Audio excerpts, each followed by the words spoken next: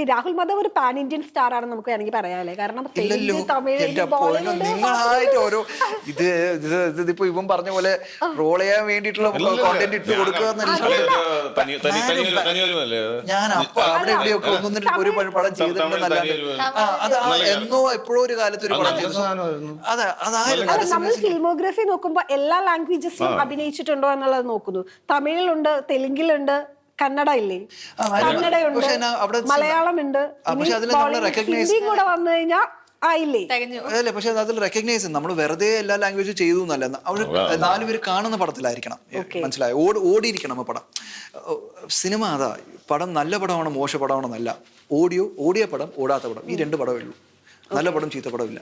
അപ്പൊ നമ്മൾ ഓടുന്ന പടത്തിന്റെ ഭാഗമാണ്. അപ്പൊ ഞാനിതിലിപ്പോ എത്ര ഡിഫറെന്റ് ലാംഗ്വേജ് ചെയ്തു 4 പേര് കണ്ടില്ലെങ്കിൽ I am still as good as new.